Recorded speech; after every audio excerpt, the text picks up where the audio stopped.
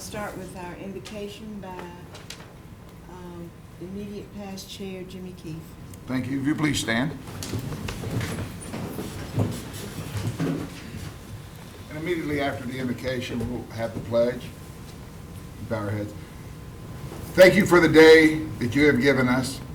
Protect us and our most vulnerable during this cold time.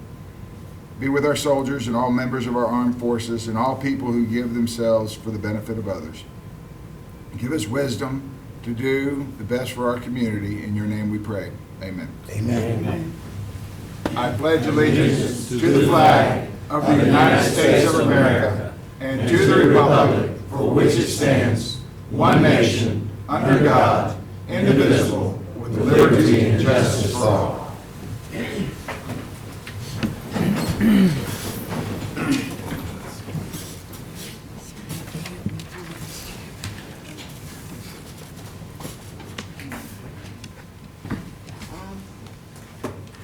Thank you, Mr. Keefe, as he goes down to conduct our first recognition.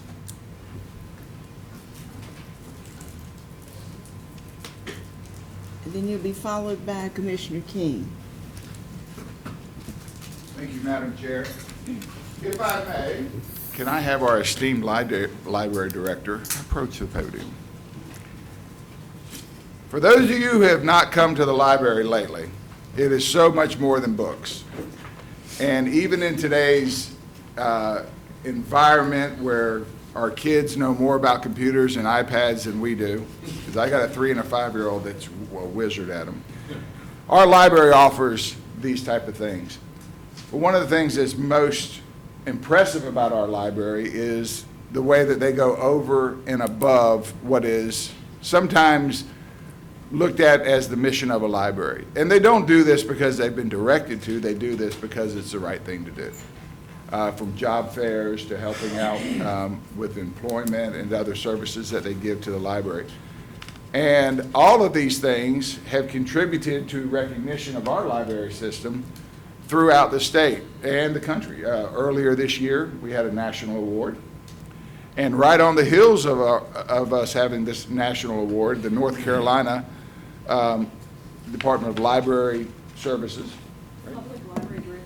Public Library Directors have named our own Jody as the Library of the Year. So that's a very impressive thing to have, and it's something that we should be very proud of in Fayetteville.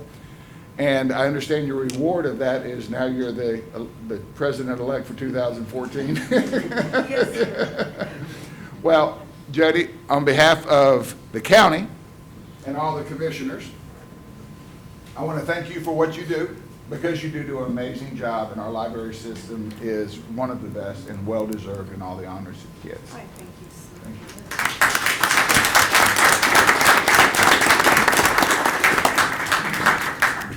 And of course, you know you have the opportunity to say a few words if you'd like. Well, very few words, but it is just such a pleasure to serve this community.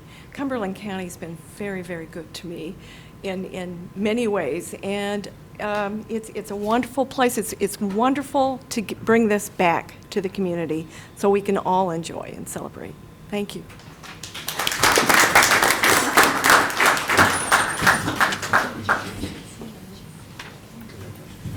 Will the board members please follow?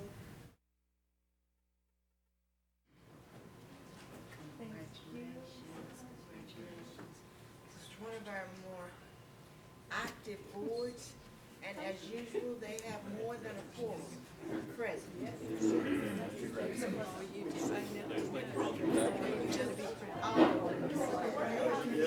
I'm the new one there now. I better do a good job.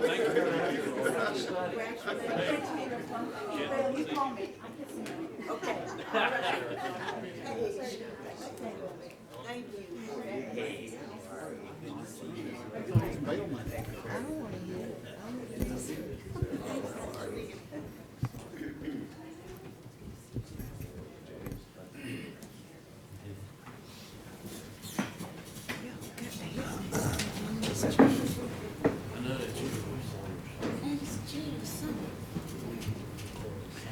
It's always a great pleasure when one of our staff is recognized by his colleagues from across the state.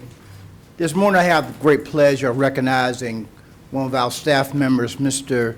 Rod Jenkins. Rod, please come join me here, please.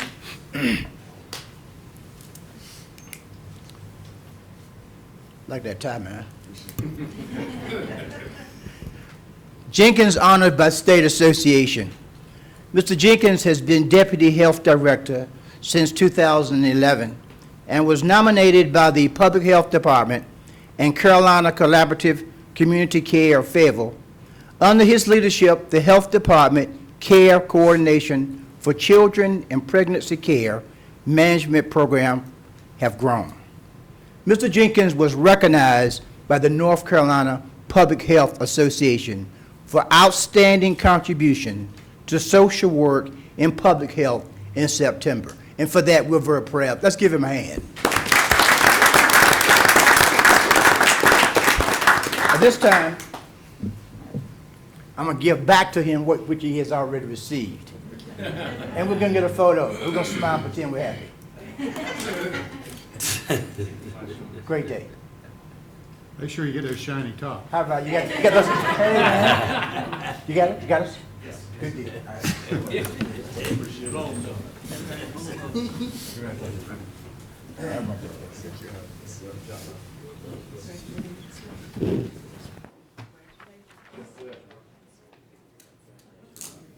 Like that. Great.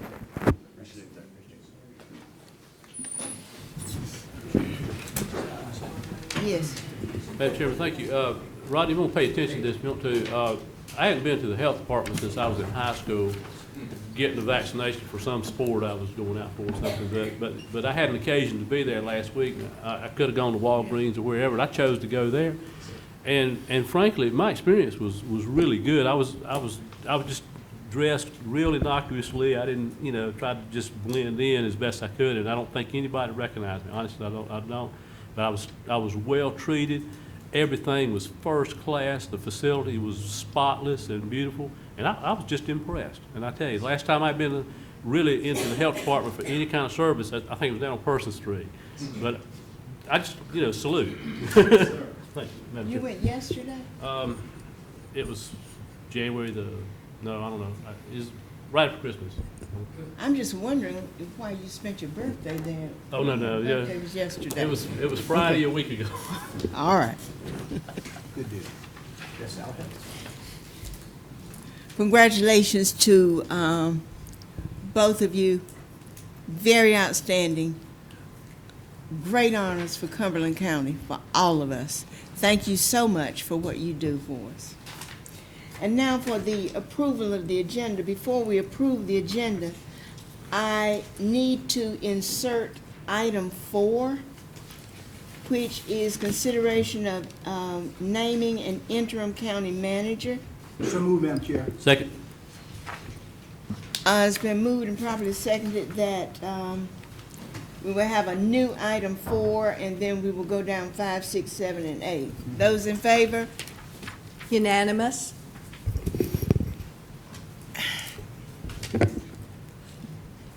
All right, thank you.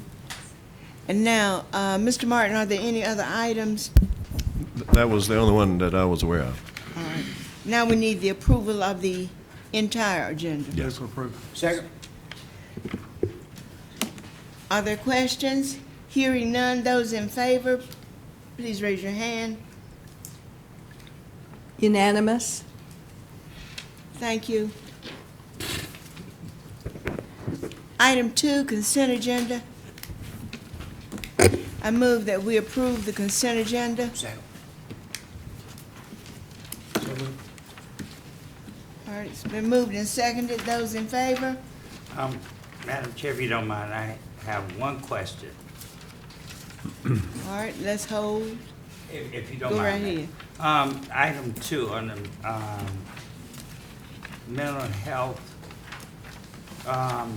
as far as the revision of this monies for mental health fund balance could someone explain that, please? Yes, sir. That is actually a cleanup amendment. The monies were budgeted on the mental health side, but on the general fund side, the money never was appropriated over to mental health. So it's just a cleanup to make sure that everything's in place for the PATH program. I think there was a little bit of confusion because it had previously been in mental health and was moved to community development in this past year. Okay, and I may be asking the wrong person, but I hope you can help me with this. The PATH program is, And Ms. Cannon can help me. Ms. Cannon, thank you. Yes, sir. Commissioner Evans, the PATH program is a program that was previously with mental health, and they do work with the homeless population, identifying the homeless population, working with them to get them in some type of housing and that type of thing. And so these funds that we're talking about now are being aligned with PATH, so someone can use them for Yes. homelessness. It's Yes, sir. actually a match. This is Okay. the match to the grant that we receive for the PATH program. And the funds will be used for what, Ms. Cannon? It's for all of the cost, salaries, fringe benefits, but also the client cost of transitional housing, transportation, to move them away from homelessness. Thank you so much. Yes, sir. Thank you. Thank you. Are there other questions? No, ma'am. I just thought that our citizens needed to hear what we do for homelessness. Madam Chair, this has absolutely nothing to do with that, but I want to ask it anyway. All right, go right ahead. Mr. Martin, this is your question. Along that similar line, but a little bit different. As the temperature drops in the next day or two in our community, what are we as a county doing for the homeless people? I mean, I heard this mention made right here, but are there any special measures being put in place as this temperature drops tremendously? I have not heard this morning, based on the recent weather projection, whether or not the shelters are going to be receiving people beyond their normal capacity. Normally, that's what happens locally, but that's something we certainly can check on this morning and get the word out about. I'm just curious, that's all.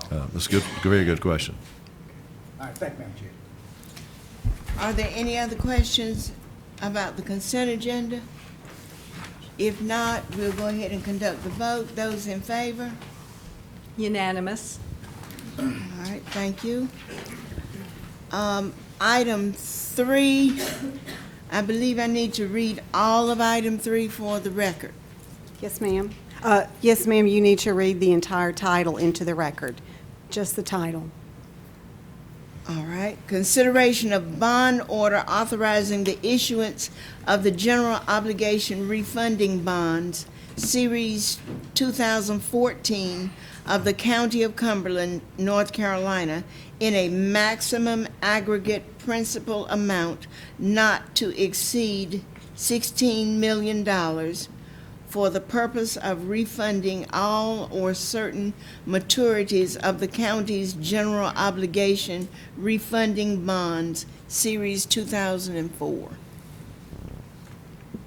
Yes, ma'am, and if you would like for me to give the board some information regarding this process, I can do that at this time. Please. Thank you. You may recall that in December, we did send some information out to the board regarding this refunding of the 2004 general obligation bonds. And at the present time, what we're starting today is the process to call the bonds and then reissue the bonds at a much lower interest rate. By reissuing these bonds, the county can save approximately $1.4 million, or almost 10%, over the next 5 years. So this bond order, as the chair just read into the record, allows us to move forward with that process. The next step would be today for you all to adopt that bond order, and then we will send an application to the Local Government Commission, which we anticipate they would approve this refunding at their February 4th meeting. You should note that according to our bond counsel, a public hearing is not required in this instance for this refunding. If there are any other questions, I'll be glad to try to answer those.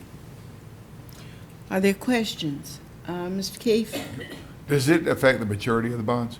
It does not. Okay, and the 1.5 million of the 10% we're saving, is that inclusive of all fees or, Correct. okay. Yes. So it's an actually net 1.5? Yes, sir. Okay, thank you. Are And there that's any- approximate given the market at the Yeah, I time we understand. actually do the new bonds. Are there any other questions? Thank you. You're welcome. Mr. to move forward.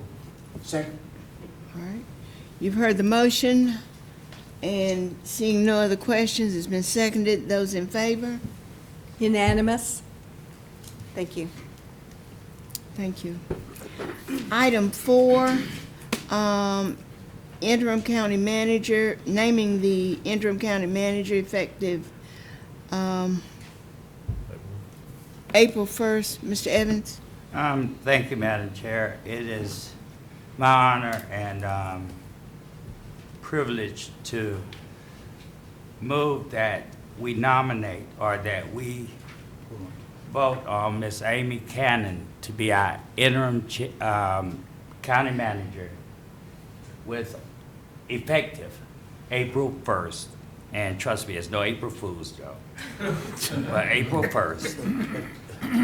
Here in Cumberland County. I want to make that into a motion. Second. All right, it's been moved and seconded that Ms. Amy Cannon becomes our interim county manager effective April 1st, 2014. Those in, if there are no other questions, Okay. there's a I leave question. it alone. I'm fine. All right. Those in favor? Unanimous? Thank you. Congratulations, Ms. Cannon.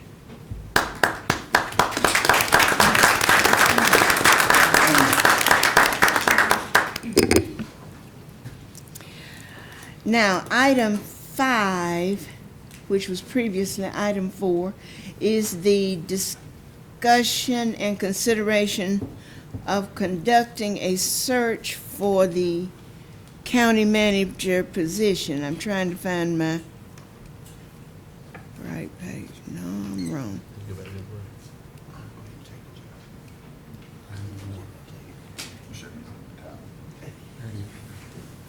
Where's item 4? All right, I have item 4. What's that lady's name? I John? forgot. Hey, how you doing? Thank you. Good morning. Good morning. How are you? Good. Thank you so much for. I think we need one more, two more.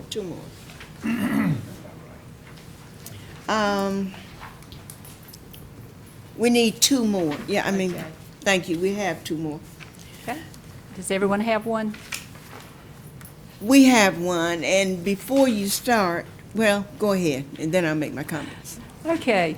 Human Resources, in efforts to assist you in determining the strategy you'd like to use to move forward in making your decisions about how you'd like to conduct the search for the new county manager, what we did was to do a survey so you could see what other counties have done to other local jurisdictions. And what you have before you is in 2013, there were 7 jurisdictions that had to embark upon this process. As you will see, in making that decision of those 7, primarily outside search firms were used except for one, which was Durham County. Durham County chose to do the search in-house, and they have pretty much completed that. Mecklenburg County, they have completed their search. Orange County has just embarked, they're just before making their advertisements. Wake County, they have just received all their candidates, and they're just before determining their interviews and who they'd like to interview. The city of Fayetteville, they have completed. Guilford County has completed, and the city of Raleigh has completed.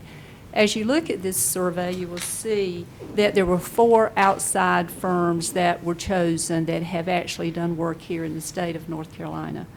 As you think about moving forward and how you would like to look at this, I would think that your options would be, do you want to go nationally do you want to go with an outside firm to conduct that national search, or do you want your Human Resource Office to conduct it?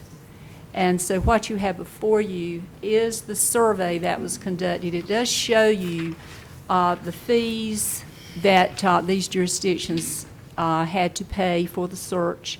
As you will see, the fee column primarily are the professional services to conduct the search. The expense column would be for the travel, advertising, things of that nature. And the total cost column pretty much reflects what they had to actually spend to do the search. So in thinking about that, we're here to answer any questions that you might have, anything your human resource offices can do to help you as you look at this. Yes, sir. Yes, ma'am. Out of the cities and counties that you have here, which ones are you aware of that have gone nationally? All of them. All of them have. Okay. Okay. I'm done. I don't know whether Mr. Keith, Mr. King. Madam Chairman, in trying to arrive at where we need to be, this is a major undertaking here. In my services on the board, this is the second time we've had to hire a manager, and it's always tough. My thinking and discussing it with my fellow commissioners and reading the material that I've read over the years, the notion of looking at the idea of a national search makes sense to me. So just to get something out on the table, it would be my thought that we consider looking at a national search. All right. Thank you. Mr. Keith. I have a couple questions for Julian. In your internal versus external, you have reasons to conduct an internal search. I imagine that means that you want to do this in-house with your current staff. That would be certainly an option. How are you, okay, but you say you're gonna be pulling from the same pool of candidates. How are you gonna get nationwide pool Well, on it is- something like this? I must tell you that if the board has decided to do a national search, if that is the consensus, then certainly going with an outside firm because of those reasons that you see there would be the most obvious thing to do.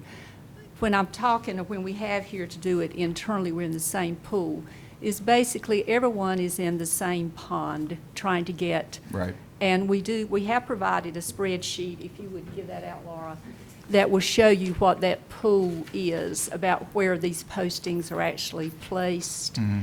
However, when you're using an outside firm, because of the networking they have, Right. That's where I was going and the with. marketing, I think the marketing piece is a critical piece with the national firm.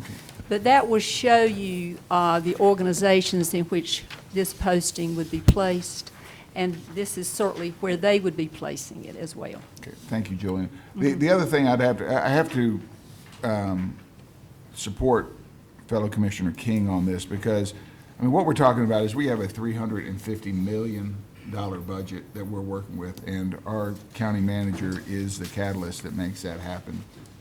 And basically, we're talking about less than 1/100th of 1% that we're asking to donate to the chief top executive of our county.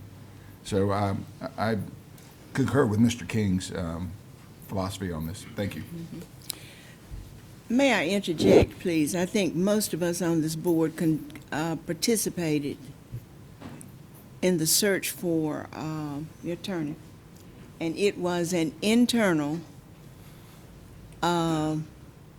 nationwide search.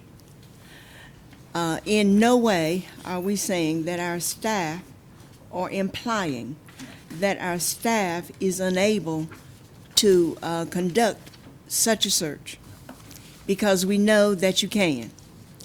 And the work that you have done on this project in the last 2 weeks, considering that we had Christmas and New Year's Day, has been phenomenal.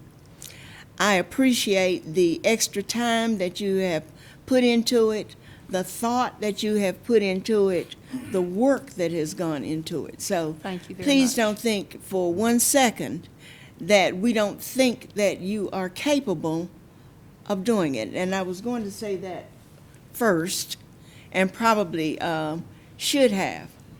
But if you will remember, when we searched for the attorney's position, we kind of ended up like Charlotte Mecklenburg. We reopened it. Remember, we didn't quite close it. So all of the time, neither internal searches nor external searches may provide the desired results at the first time, at the first search. Even though we did hit the jackpot, don't tell him I said so, with our present attorney, and we're very happy to have him with us. Don't think that we don't know the work that you do. Thank you, Madam Chairman. I It appreciate is that. And the absolutely staff as well. beyond reproach, okay? Now, thank you. So now, with that said, I probably should have led with that, because I think we all are together on that.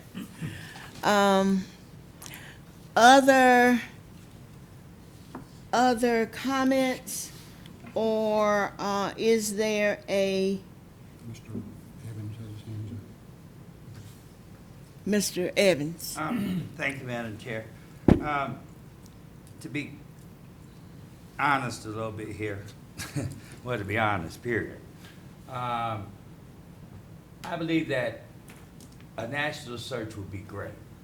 I really do. I think that we need to look for a different direction for this county. That's the only reason I would like to go national, to take the county in a whole different direction. But when it comes to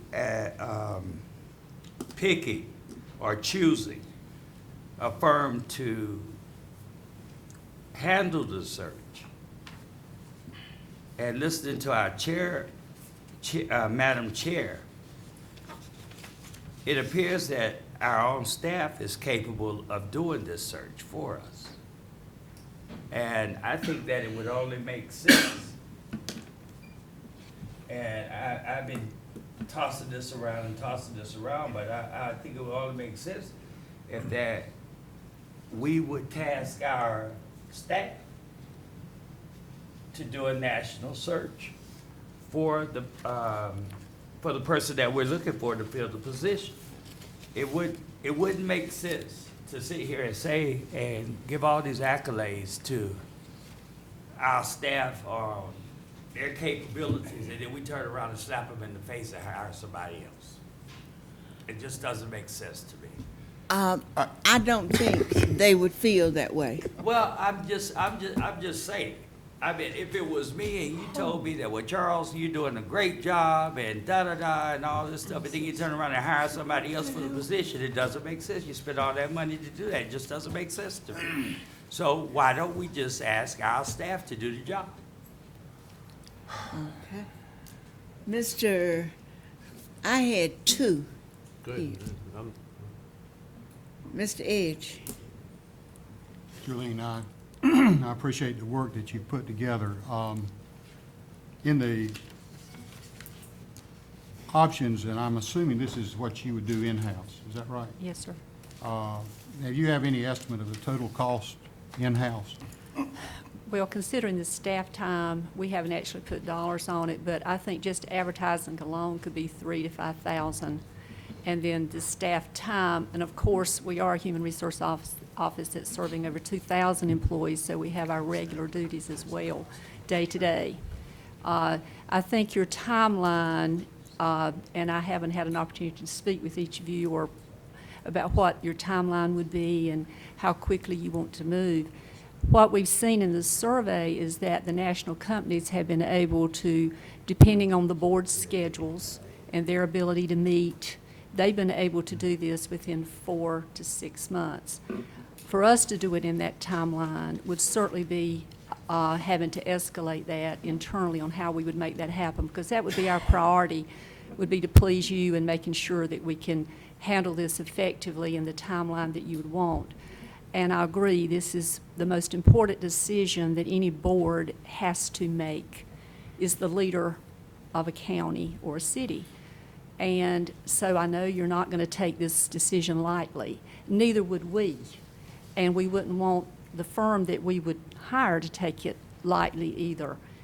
These firms are out. One thing is Orange County. We're probably going to be competing with some of their candidates because they're just embarking on this. So we're all going to be like working with who can get, the best.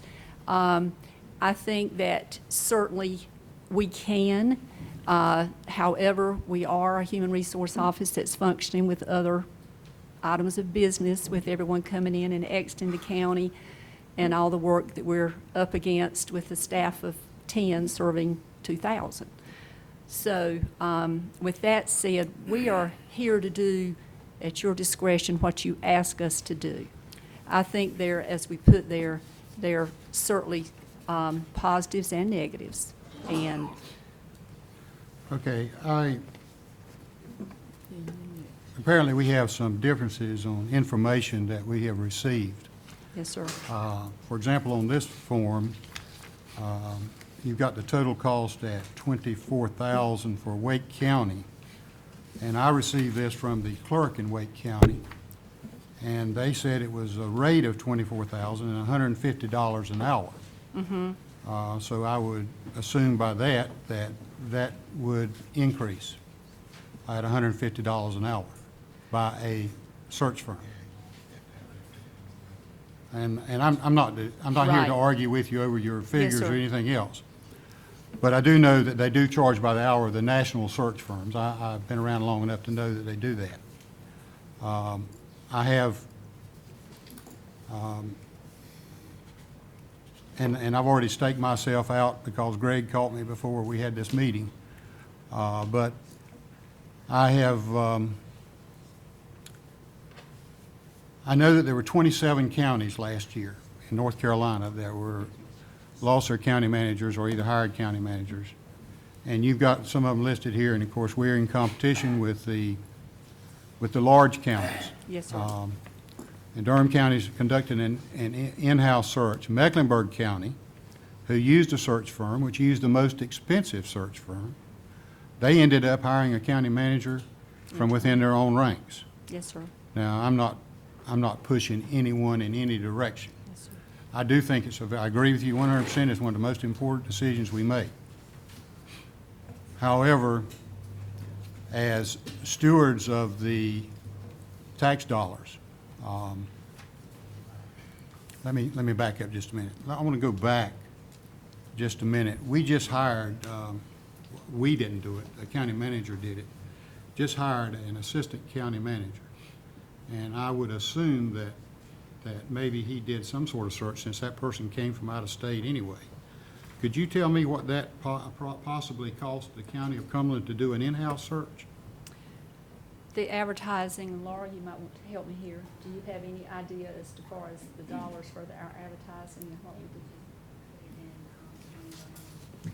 It was the cost for county lines primarily, $100. That was it? You have any idea how many applied? Total applicants, I believe, Laura, wasn't that around 35? And we ended up with tiers, and I believe we ended up with about 12 that we felt were highly qualified, and then we went I from know there. you can always eliminate some real quick. Like. Yes, sir. Well, this commissioner is a little different than this. I'm not opposed to a national search. Yes, sir. Let me make that perfectly clear. What I am opposed to is spending a bunch of money that I feel like that we could do in-house. And I just don't, the rates that you have here range anywhere, and this is your figures, anywhere from $20,000 to $75,000, $57,000, I'm sorry. I think we're going to be in competition with all these other counties. Durham, for example, is doing in-house. Their county manager leaves the end of this month. Our county manager doesn't leave till the end of March. So I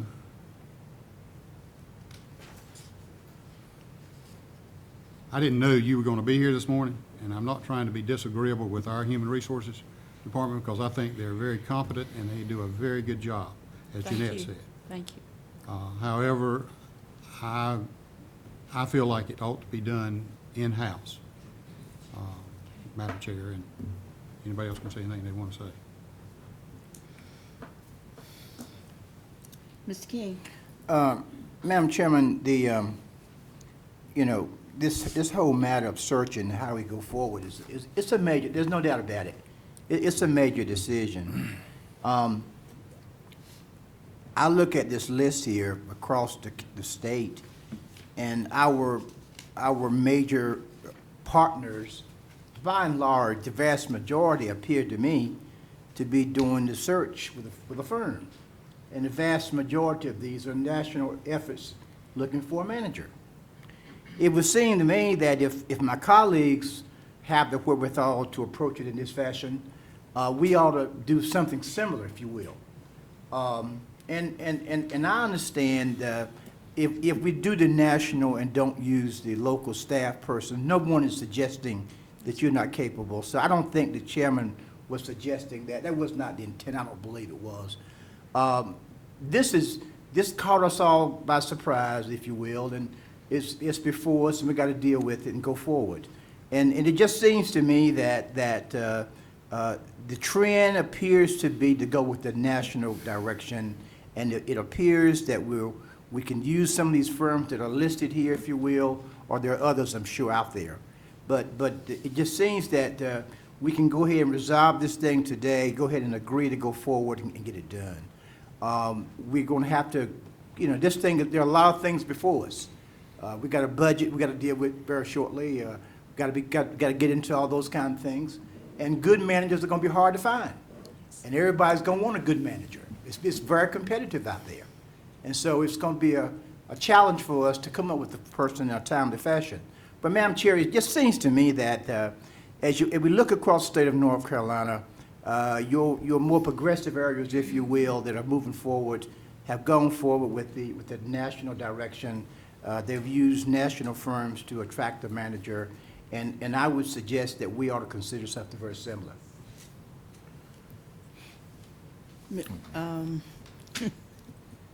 Thank you, Madam Chairman.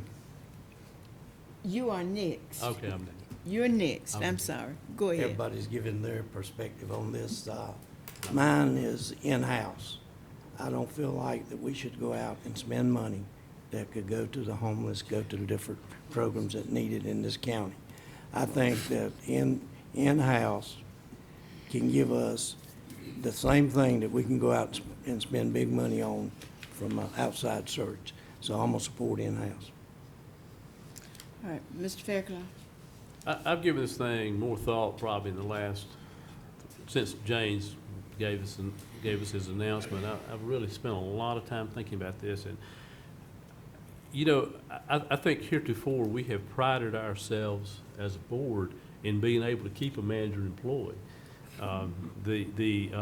Every municipality around us, some of the counties around us have had considerable turnover, and the only managers Billy, you've been on this board, and I've been on and off the board for the last over 20 years, both of us, and we've had the privilege of working with two managers. We take a lot of pride in that.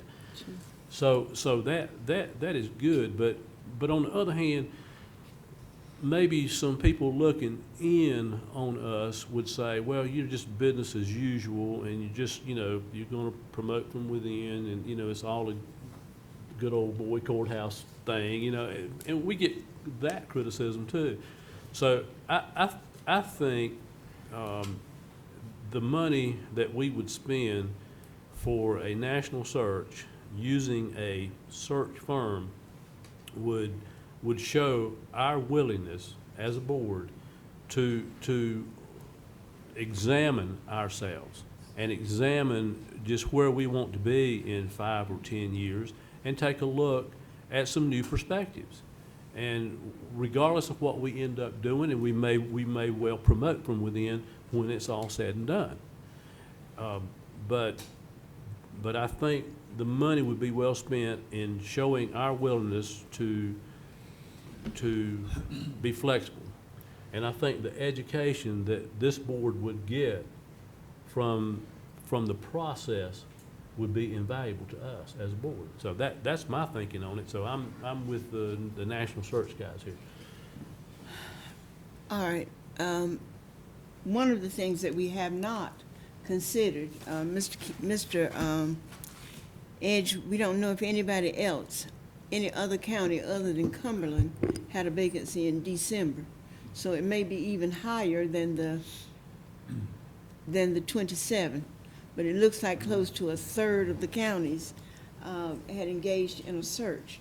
The other thing that I wish to point out is that every single one of these advertising opportunities will cost some money. Mm-hmm. So we cannot say that that we will not spend any funds in-house. We will be spending funds in-house, as well as, more than that, the time allocated. I am very concerned about the amount of time that it will take us to conduct a search, and a meaningful search where everyone knows and understands that we are, even with our magnificent machine that we have. I'm concerned with number 6. Outside candidates more likely to apply knowing the board is serious about a national search. I'm concerned about neutrality, especially important for searches with internal candidates.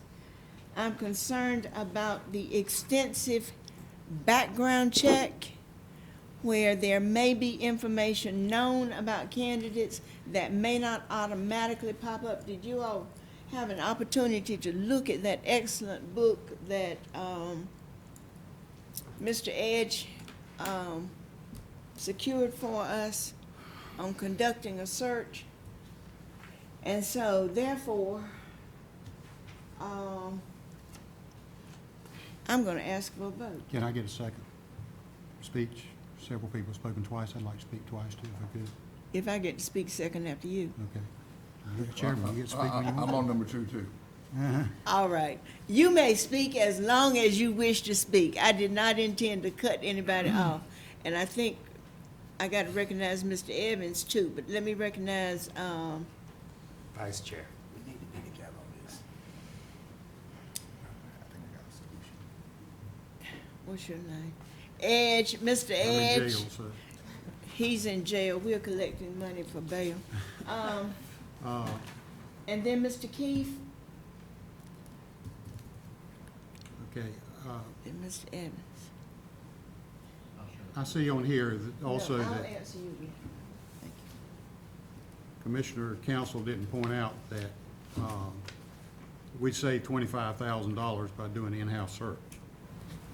In your opinion, if we hire an outside search firm to do a national search, because see, I'm all for the national search. I'm not against that. Would you imagine that those people would advertise in some of the same publications that we're going to advertise in? Yes, sir. Very soon. And on the,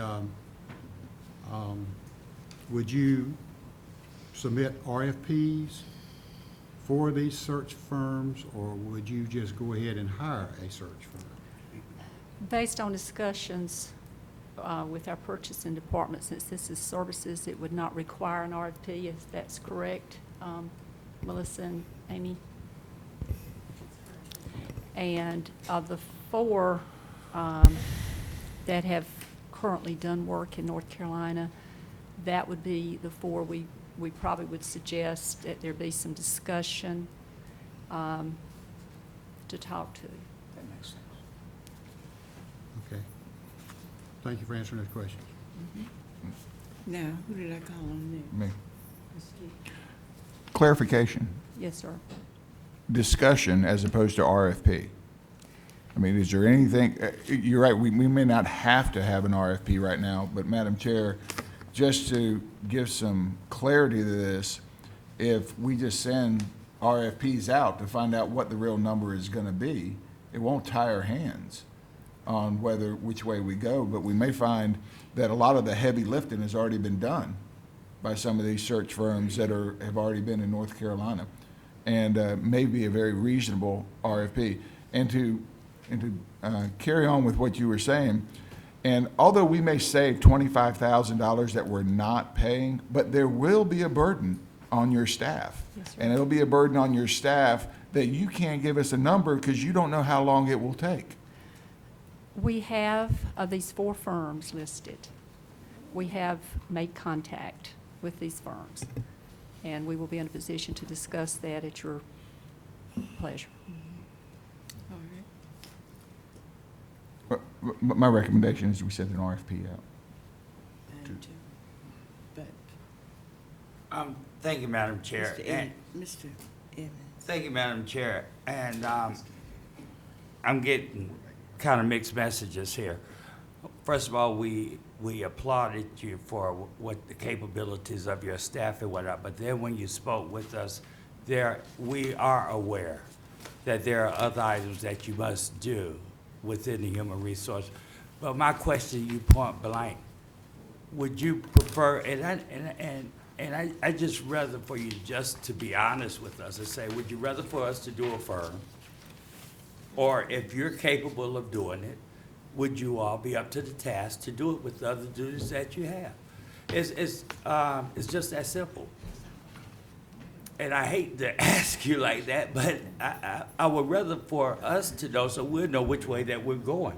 We have commissioners talking about they don't want to spend money, they want to give to the homeless, they want to do this with the money, and all these other kind of issues. So do you think it would be to our best advantage if we got another firm to handle this, ma'am? Well, let me answer that by saying, number one, your time frame, getting back to Commissioner Keith's concern about an RFP. I think the board will have to decide your timeline. If we do an RFP, it's going to extend the timeline by at least 3 months. If, as far as a national search, your Human Resource Office can conduct a national search. Preference, we will always rearrange our workload to please the board. Certainly, if we can get a national firm that assists us, we would like that too, because the national firm will be the marketing piece, the network piece, those things that they can do probably more comprehensive. Would you agree to that, staff? However, I think we can, and I feel like I'm probably dodging your question, but I just think it goes back to your desires on how quickly do you want this done and in what manner you want it done, and the strategy. As you see, other counties have taken the strategy, primarily the larger counties that we compare to, have taken the strategy of going with the national firm. When we talk about the background check piece, these things, these firms go in and they do a whole lot more digging. We can do that too. I just think that, again, your timeline is pretty much going to help us understand what we can or cannot do effectively and timely, if that answers your question. Thank you. You know what, Madam Chair, we don't have a timeline. We have a very capable interim manager that's coming in, but also I think that this is just my personal thoughts. I think that we need to look very good at finding a manager, but I would like to make a motion, if you don't mind. We still had someone to speak, and then I'll come back to you for the motion. Come back to me. Madam Chair, just my final comment, and I should have made this a while ago, and I wouldn't have to speak now, but I think our personnel department does an admirable job. I think with 2,500 plus employees, I think that they have a day's work to do anyway. Every time they get up in the morning, they've got a list of things each one of them's got to do, and I know that. If we were undertaking some major legal thing, we would hire outside attorneys, and we budget for that. So I don't view the personnel department any different than the legal department. We can hire outside people to help that effort. So I think this is not a prodigious amount of money that we're spending for probably the most important hire that we'll do. And I think we need to get on with the program and get a national search firm going and get this thing done. I also favor the RFPs, by the way. So that's right.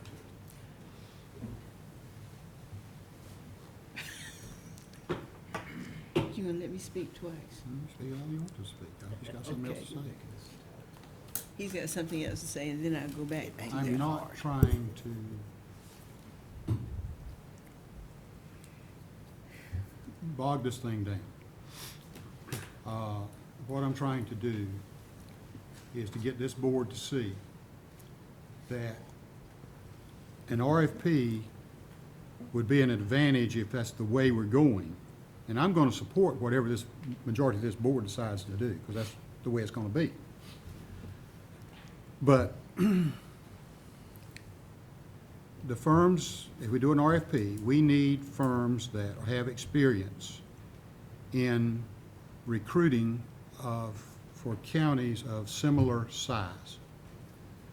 Now, if you go to a county that only has 35,000 people in it, naturally, we wouldn't have the same criteria that we would want in a search firm. And I personally think, again, this is a personal opinion, not the opinion of the board, that if we do RFPs, then that should be our decision to determine who gets the job. If we're going to spend the money, let's evaluate the RFPs. Wake County did that, and we're being compared to Wake County and Guilford County and Durham County and Mecklenburg County and all those that have, well, two of those have a lot more population, one over 1 million and one close to 1 million. We have 320,000, the last count I heard. It's the highest count I've heard. And I'm not disputing anything. All I'm saying is we need to use the best use of taxpayers' money that we can use. And you've heard her say they're going to use the same people that the national firms use if they do an in-house search. They're going to subscribe in the same magazines. If we don't do a search in ICMA, we're defeating our own purpose. And then what kind of guarantees are these people that we do RFPs on, what kind of guarantees are they going to provide to us if we spend the money with them? So I'm going to be quiet after that, Madam Chair. I won't say another word. You can if you want to. No, I'm not going to say another word. All right, Mr. Evans. Madam Chair, before I make the motion here and to comment on what Commissioner Edge said, yes, we have to be very good stewards of our taxpayers' dollars, but we say here we followed this back and forth and back and forth.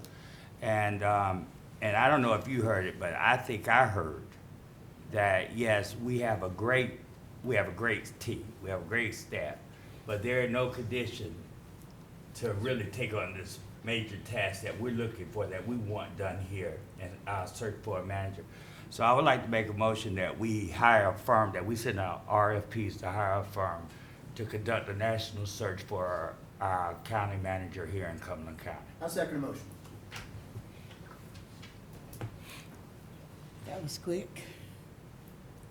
But it concerned, I have a question about the RFP. Did you just say that it would extend the search by?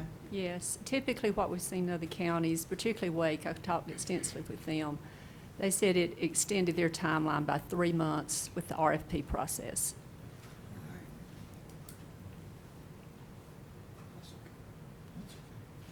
All right. Any other questions? If not, you've heard the motion that we hire an outside search firm. Those in favor? Voting in favor, Commissioners Evans, Council, Faircloth, Keefe, and King. Voting in opposition, Commissioners Melvin and Edge. sir. Yes, we can take 5 in just 1 second. Please prepare for a meeting on the second, our next meeting. Would you please prepare to come at 5 o'clock for that meeting? This is gonna be labor intensive for a while, okay? So for our next meeting, would you consider coming at 5 o'clock? January 21st. For the purpose of RFP. And further discussion, this, please. So that we won't have to call additional meetings, and this will already be on our calendars. Madam Chairman, could we ask the staff to be working on that between now and Yes, then? absolutely. Absolutely. We'll meet quick, fast, and in a hurry. Yes, ma'am. I'm declaring a break. All right. 5 minutes.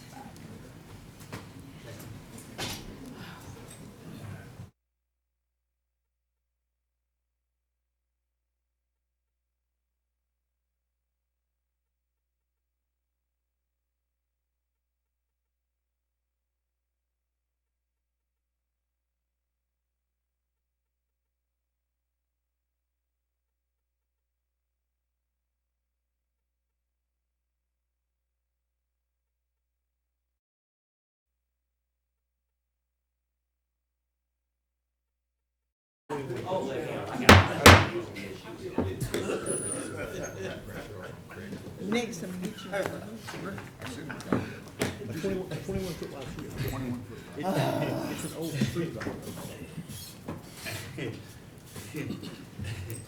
All right, the meeting will come to order. Back to order, back from recess, and item 6 is the consideration of resolution to set the sheriff's salary for the new term, and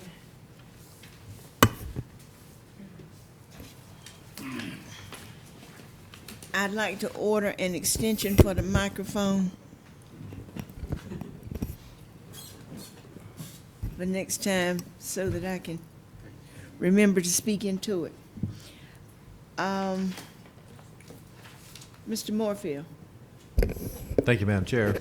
The board, some of the board members have for a few weeks been concerned about the prospect of another election. With the statutory dilemma that you have for setting the sheriff's salary, which really you cannot reduce the sheriff's salary except in a general election year, except through this process.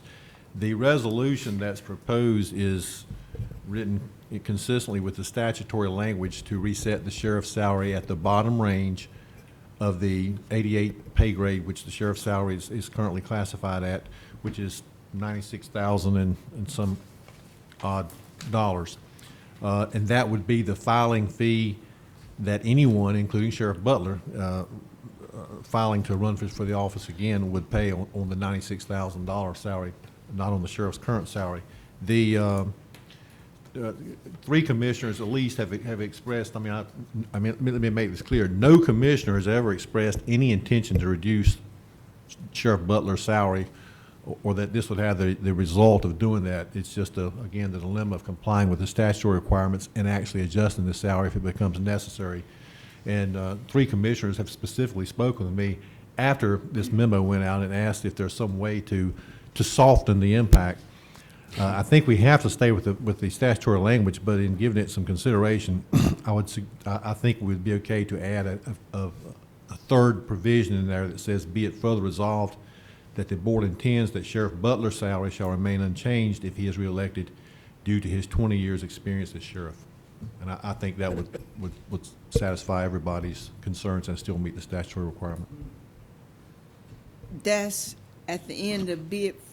Yes, ma'am. The resolution has got 2 sections. Be it resolved, the board of commissioners gives notice, and then be it resolved that the resolution provides director elections, and then just add a further one that says what I just read out. Are there questions about that? Okay, I'll start off. First of all, I think I've talked to the majority of the board, and I think the board is very clear that we do not want to reduce Sheriff Butler's salary in any way, shape, or form. We do not want a new person to come in at the maximum salary. We think they should start at the bottom salary. If we were hiring a fresh employee, they're going to start at the bottom of the scale and work their way up. So that is our other intention. My concern, the first two parts of the resolution kind of cover that. The third part that you mentioned, if we add to our resolution to not reduce the sheriff's salary, what would happen if, heaven forbid, he lost the election? Which I'm not totally concerned about that, but it's a what if. If another person were elected, what salary would they come in at? Yes, sir. Okay. And the difficulty is trying to address the situation. If you kept Sheriff Butler's salary the same without trying to impact him at all at this stage, but said you're going to change it, reduce it for anybody else, then if another person were elected, then they would have sort of would have potentially have a claim. What's the difference? But why is my salary less than what this man's salary is going to be? So that's the reason I'm suggesting that the further in paragraph from that resolution be that the board intends that Sheriff Butler's salary shall remain unchanged if he's reelected due to his 20 years' experience as sheriff. Because Sheriff Butler is currently in the pay classification system, his salary would not be reduced unless the board, I think, took some further action anyway. He's currently it's a classified position. Although he's not subject to the personnel ordinance, it is a classified position. So I think you would be okay to you wouldn't have to take any further action after this. And if Sheriff Butler's reelected, his salary would stay the same as it is, or whatever it is at that time. And if a new person's elected, it would be the $96,000.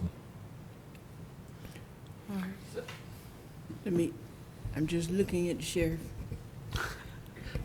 That was a yes.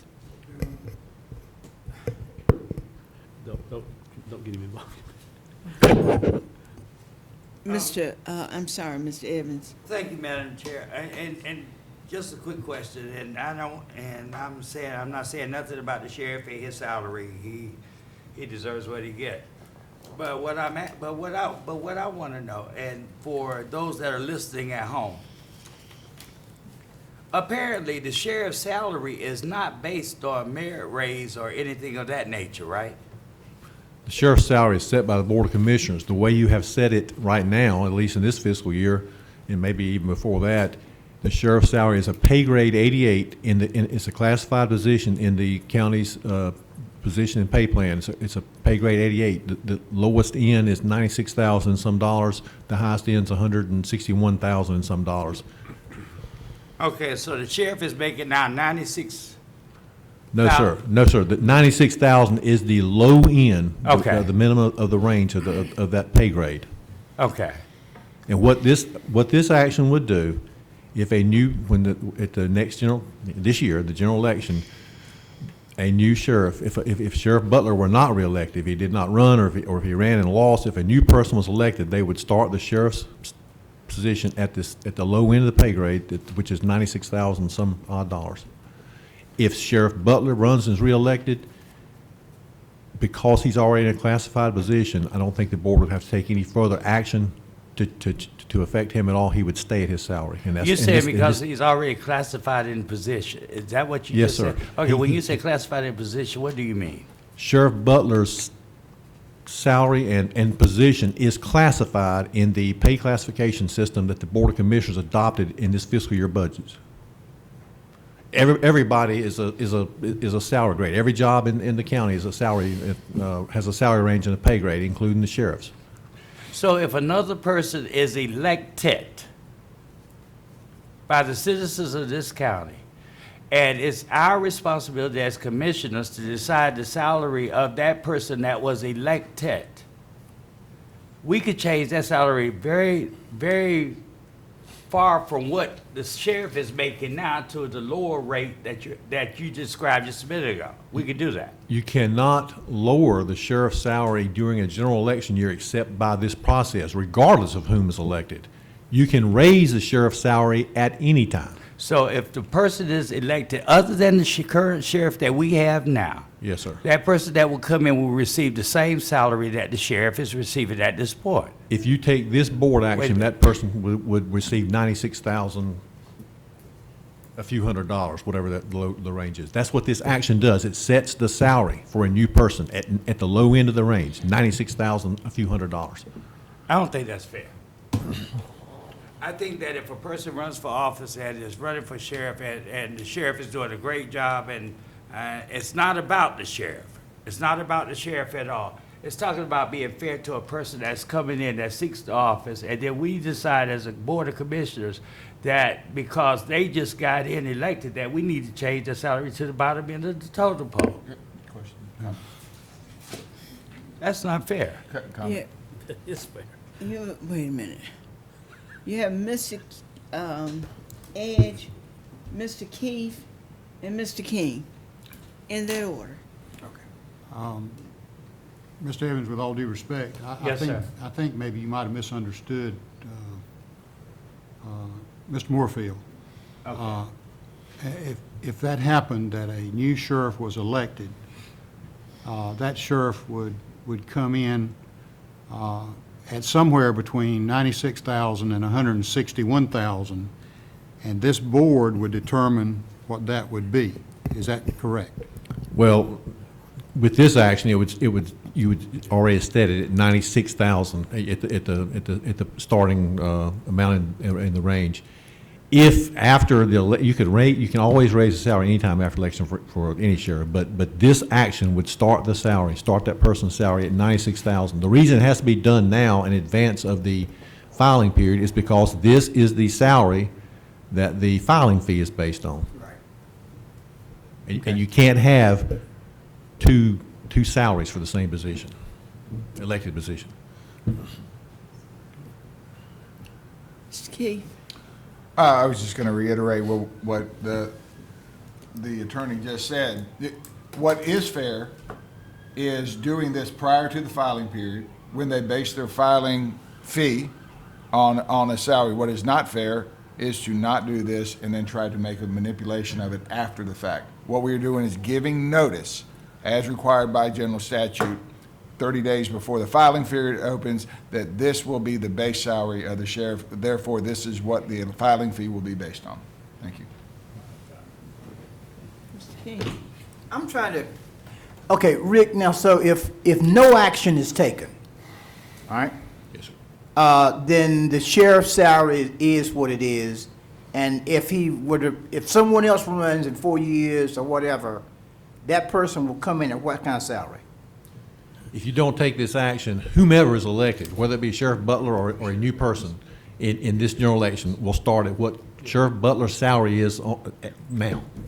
How do you get there? I mean, you said something about the 88 the formula or whatever. How's that done? The Board of Commissioners adopted the sheriff's salary as a salary pay grade 88 in the classification system that's currently in place. You don't have to do that. So we've been That's what doing you that do. every year, when did we do that, James? Was official action taken to establish that at some point? It was included in the classification and pay plan that was done by the Human Resources Department a couple of years ago. It was included as a classified position at that time. But that has been adopted by the Board of Commissioners, Yes, it hasn't it? has, Yes. So we adopted that as the standard Yes, for sir. the sheriff? Yes, sir. Okay, so, but if this action is taken this morning to change this back to 96,000, then all future sheriffs down the road will start there. Due to the nature of the way this statute reads, I would always advise you to do this every general election if you want to have some certainty to it. I guess what's happening here is maybe, Rick, in the General Assembly's thinking, they didn't want the commissioners dilly-dallying with the salary if someone became the sheriff they didn't like or whatever, or if politics got in it, if you had a commission that was Democrats and the sheriff was Republican, we could punish the sheriff by messing with the salary. That's right. I mean, is that some of the history you think? You cannot reduce the sheriff's salary except through this process in a general election year. Okay, okay. I'm trying, And that's why you have to do it in advance of the filing I got period, you. so that anybody so running you don't knows know- what the salary's You don't know who gonna it's be. gonna be. That's correct. I got you, I got you. Okay. Okay. Well, okay. For something, Kenneth, I hear you saying that, I hear what you're saying, I think I do. There's an equity issue there somewhere, I'm trying to get my arms around it. There's something about it I don't particularly care for, but I can't really explain it. It seems that future candidates will not have the same opportunity to make what this particular candidate has made. And we're going back and changing the rules to accommodate that individual. Now, I don't know what the salaries across the state are. So essentially, Rick, all your commissioners statewide have this same opportunity, if you will. Yeah, this is a state, statute of general application across the state. Okay. I think I've got it. All right. Thank you, Madam Chair. I don't know if this will help or not, but I think the principle of equity here is you don't bring a new person in at the same salary of a 20-year veteran. Okay, Marshall. That's the principle. Excellent point. of equity. Let's say your sheriff gets elected who came from another county with 10 or 15 years' experience. He just said, you can raise, you can't lower. But you know, the Ed Melvin will say, money is tight, you can't do that. Ed would never say that. Madam Chair, may I add one comment to that? Yes. To that point, this sheriff has served approaching 20 years. Right. As a part of his current compensation, we have had in place since he was elected sheriff, and I think it's still in place, a career development plan for law enforcement officers. Right. And I think it begins at 3 years, and maybe every 4 years after that, there's an automatic 5% increase in the pay of law enforcement officers, and the sheriff is included in that plan. Right. So probably 20 to 25% of the sheriff's current pay is as a result of his 20 years of experience and benefiting from those career development increases, if that makes any sense. It goes back sort of to what Commissioner Faircloth and you were saying a minute ago. Is 25% increase. Okay. All right, okay. Is there, Mr. Melvin? Thank you, Madam Chairman. Didn't he? I'd like to ask Ronnie if he'd come to the podium, please. God, no.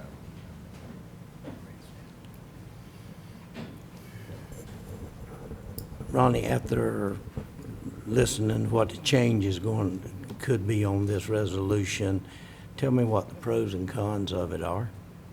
I think there's a fairly simple answer to this, and that is that it is not necessary to set a specific amount as to the sheriff. The answer seems to me to be very simple, that you set the sheriff's salary at a grade 88, and that, as the ordinance currently exists, that persons who fill that position are entitled to the longevity, developments, and resources that are allocated to persons possessing those qualifications. In other words, there's no need to tamper, in my opinion, with what exists already. Any person coming in would come in at a grade 88. That's what the resolution ought to say. Then if it's the sheriff who's reelected, then he would be entitled to his longevity and to the benefits that he has. So Rick and I don't have a disagreement about that.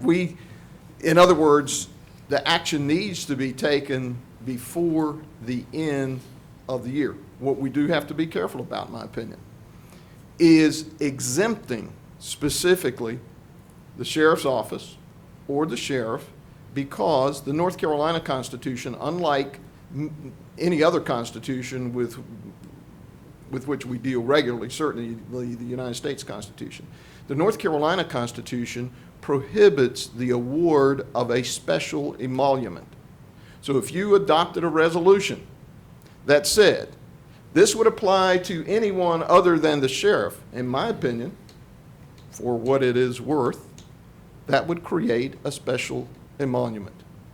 So, For example, if you, as the Board of Commissioners, decided that you appreciated the work of Commissioner Melvin above that of anybody else, and for that reason, you were going to increase his compensation as a commissioner above that of everyone else, you would have created a special emolument, which would be unconstitutional. So the simple way to do this is to say that the sheriff's salary shall be a base of grade 88, and that the person shall be entitled to longevity. Let's assume, for example, that for whatever reason, Mr. Moorfield decided that he wanted to surrender his law license, which he would have to do in order to serve as a sheriff. He wanted to surrender his law license and run as sheriff and was elected. He would be entitled to the longevity that he had with the county at a base salary of 88 added to that. So a new person who had no, and I think this addresses what Commissioner King was addressing, a new person who had no experience with the county in any capacity would receive only a base 88 salary. The statute does not say that you cannot set a salary grade. What it says is that you may not reduce the salary allowances or other compensation paid to an officer elected by the people for the duties of the elected office if the reduction would occur during the term for which he or she was elected. That's the language of the statute. So it would seem to me that we could avoid this problem without setting out a monetary amount. In other words, a grade 88 is, I think, currently $96,600, roughly. That would be the point at which any person elected, even Sheriff Butler, begins. His additional compensation, however, is based on his longevity and his career development, not on any other factor. Hey, Thank you. ask a question, please. Is there a scenario where someone, because it says we don't have a coroner, so the chief deputy sheriff, then the senior deputy in years, well, we will have a chief deputy sheriff.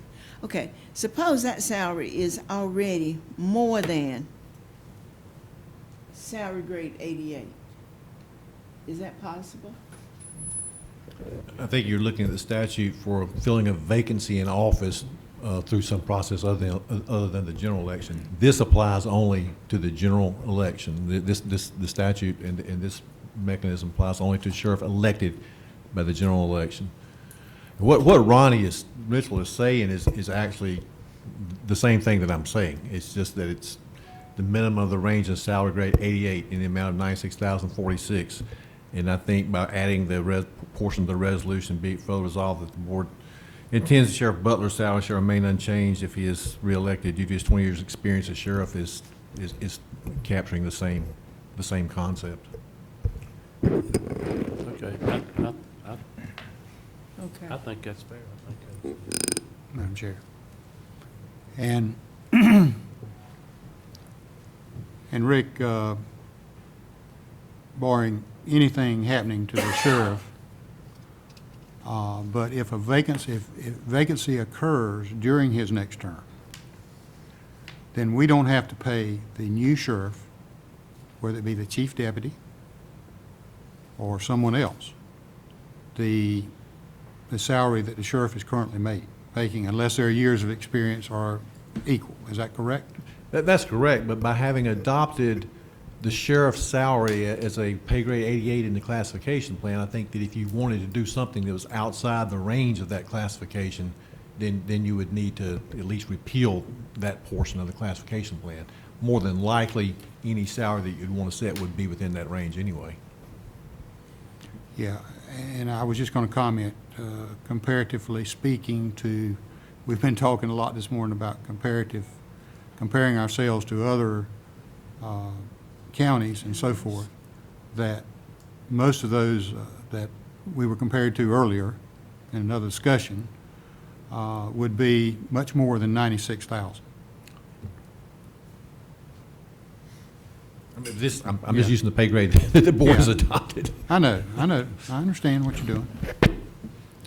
I just want to clarify, pay grade 88, the minimum of that pay grade is 96. It goes up to a maximum of 161 and some change. Yeah. So it's anywhere within the range of pay grade 88, I think. Okay. So that's why you were saying pay 88 with no figure. Because exactly what Mr. Martin was pointing out, there's a range in that pay grade. If you establish that pay grade, then clearly the minimum figure for the pay grade would be the amount on which the percentage required for the filing fee would have to be calculated, because obviously there is no way to determine what the other allowances, and that's basically what they are, they're other allowances based on career development, longevity, those sorts of things. Those relate to the qualifications of the candidate or the person that you should appoint should Sheriff Butler or something happen to him, which we're counting on it not happening to him. But should that happen to him, that would be the basis on which you would actually affirm that salary, not set that salary, because the salary is already set by the compensation plan that was adopted. All right. Are there any more questions of the attorneys? Not the attorney. Yeah, I got one for Rick. Rick, in light of the discussion here, do you see any reason to modify your recommendation?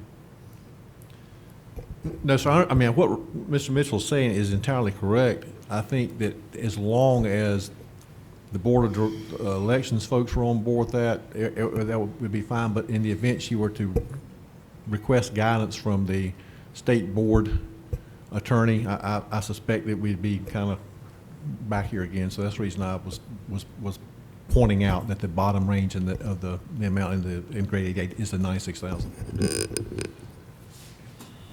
Mr. King? Madam Chairman, I'm trying to grasp this concept.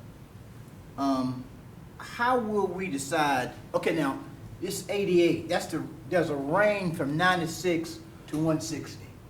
161. 161. We as a board all of us are fairly reasonable, fair people. Say down the road we get an unscrupulous board that has some shenanigans with it, and let's say we want to give the sheriff the very bottom, 96,000, and then we change our minds and the board changes, it goes to 160,000. What kind of how will we decide what we're going? How will we decide where the figure is going to be? It's going to be up to the people sitting in these chairs. 4 votes will decide that. 4 votes. Okay. Except, Mr. King, you cannot decrease the sheriff's salary. You can't reduce it. You cannot decrease it, reduce it during his term. Okay. Except with his consent, or his or her consent. Okay. All right. All right. Do you have any other questions of I'm fine. the attorney? It's going to pass, but I'm not going to vote for it. Okay. Could I ask the attorney to state his modification of this, be it further resolved? the addition of a further paragraph that says, "Be it further resolved that the board intends that Sheriff Butler's salary shall remain unchanged if he is reelected due to his 20 years' experience as sheriff of Cumberland County." Also move, Madam Chair. I'll second the motion. The motion is all three of the resolves. Yes. Right, okay. Are there questions about the motion? Mr. Evans? As Commissioner King said, I'm still not understanding here. I got it. I mean, my thing is, I don't have a problem with the sheriff's salary stand. He deserves what he has. But I'm not understanding. Say, for instance, if the sheriff decides that, you know, for whatever reason, he decides, well, I'm going to give this job up, I'm tired. And then his chief, whoever that person may be, or whoever, decides that they're going to come in and take the sheriff's position. We are going to change that salary not to reflect what the sheriff is currently making, correct? Is it, help me to understand what we're doing here. I'm clearly not All right, understanding. Commissioner Evans, what you're suggesting wouldn't have any consequence unless the sheriff decided not to run. Because once the filing period is ended, the last day of the filing period, this is set. If the sheriff were to not have filed, then anybody else who filed would be looking at a salary of $96,046, the bottom of the grade 88 pay grade, salary in that pay grade. If the sheriff were to file and run and step down before the election or after the election, you're talking about then the Board of Commissioners filling the vacancy in the sheriff's office by its own action, its own election, and you would again, you could set the salary at that time any way you saw fit.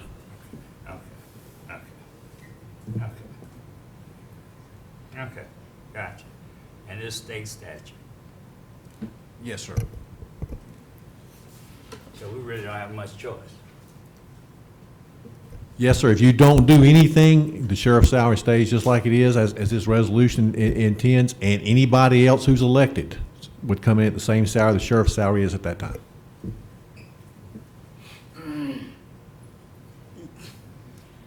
All right, we've had discussion. We've had a motion. Are you ready to vote? Are there additional questions? Seeing none, those in favor? Voting in favor, Commissioners Edge, Faircloth, Keefe, and King. No, I didn't vote in favor. Oh, I'm sorry. Could I see those in favor again?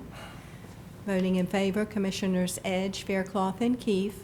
Voting in opposition, Commissioners Evans, Melvin, Council, and King.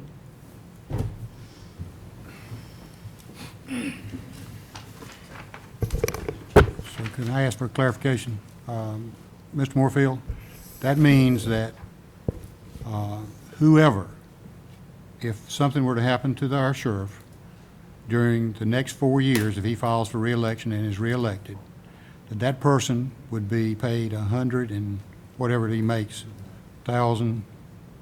He'd be made the same salary regardless of whether he is 5 years' experience or 20-plus years' experience. This sets the salary of the sheriff at $161,600, whatever it is right now, by not taking action, for whomever's elected. Madam Chairman, I don't believe that answers the question Commissioner Edge raised. I don't know if you wanted to, I mean, I think I can help, but Well, I don't want to impose. His memo clearly says the Board of Commissioners has the full authority to set the salary of any sheriff elected by the board to fill a vacancy in the office. So the answer is no. I misunderstood you, Commissioner Edge. I misunderstood his question. Yeah, I did. I know you're asking about the so vacancy. we set the salary regardless. To fill a vacancy position, yes, sir. Why do we even consider this then? Because there's no vacancy in office right now. There is no vacancy right now. We're in a general election year. Whomever, I mean, somebody's going to file and get reelected, whether it be I Sheriff Buck or understand someone that, else. but what I'm saying is, why would we mess with what's already here if it's the same way? If anyone who's reelected, if you don't take action, anyone who is reelected will start at a salary of $161,600. That was my question. Yeah, Newly and elected. that's what I said. Yes, sir, and that was my answer. Newly elected, Yes, sir. but that means he's got to wait 4 years. But if something happens within that 4 years, we set the salary. Yes, sir. Anyone elected in this November will start Okay. that term. We're talking about two different things. Okay, I know anybody that's elected will start at 161,000. that's correct. All right. So, but if a vacancy occurs during the next 4 years, Or at any time. at any Yeah. time, then we set the salary. That's correct. Okay, I still don't see any purpose in us doing this. But anyway, it is what it is. Let's move on. Just out of curiosity, what's the filing fee gonna be now? $1,600. It'd be just $160, 1%. 160. 1%. 1%, $1,600. $1,600. Oh, that's right, that is 1%. That's right. You're not the finance guy, you're the attorney guy. Okay, James, I heard his question the same way you did. we're clear. All right, nominations to boards and commissioners, committees. I'd like to nominate Kim Nazarchik to the Air Quality Stakeholders Committee. Are there other nominees? We need a nominee to the Fayetteville Area Convention and Visitors, Mr. How many, William S. Wellens Jr.? Fairclough. All right, we have one nominee, Mr. Wellens. Oh, sure. And we need a record review board nominee, Richard Barr. I'm Jay Barr. Jay Barr. Oh, yeah. All right. Mr. Edge, appointments to boards and committees. We have one. Getting there. I'd like us to approve the recommendation for the Workforce Development Board of Catherine Johnson. Second? Second. Discussion. Did we have, Rick, did we have to do anything special because we're extending her term? Just, you mean beyond what your normal term Yeah, is? she was not, they're asking for a reappointment to a third. And the Board of Commissioners can always amend its practices, policies, and procedures when it takes action, so you would not have to do anything special. But do we have to have an amendment, or do we just randomly just do it and once we do it, that's considered? Once you do it, you've done it. Okay, so, all right. Why are they requesting her? Because there's a change in the, well, we don't know what's happening in the workforce development. That's at Fayetteville Tech. Yes.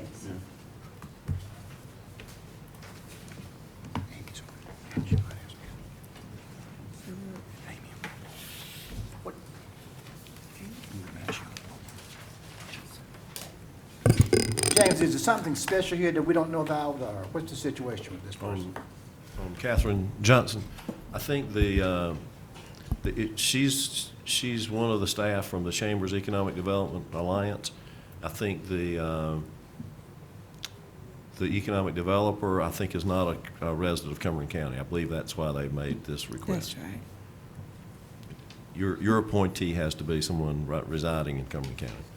I think that's the I couldn't information remember behind that. that. Okay, so the person, she works for the chamber. Yes.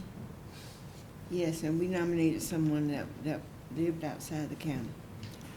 All right, I need at this point, there is no closed session needed. Oh, We haven't acted on this, Aaron. we've got to vote. Those in favor? Voting in favor, Commissioners Evans, Melvin, Edge, Chairman Council, Commissioner Faircloth. Voting in opposition, Commissioners Keefe and King. All right. At this point, we need to recess the Board of Commissioners meeting and reconvene at the Cumberland County Detention Center where we will tour the expansion and visit 2 inmates. How about vans? Visit 2 inmates.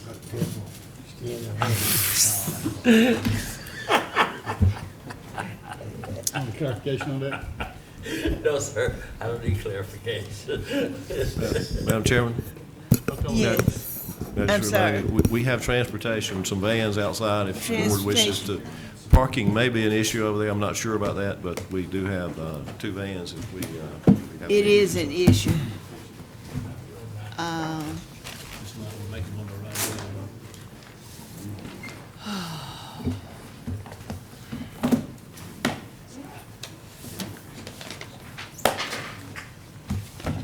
Madam Chair, Sir. may I ask to be excused for that, please, the tour? Sure. Thank you. Is there anyone else that wants to be excused? You I need to be scared they're gonna excused as keep- well. You scared they're gonna keep you? I need to be excused. Billy wants to be excused, all right, thank you. Anybody else? All right, if not, then the rest of us will Y'all look. head over.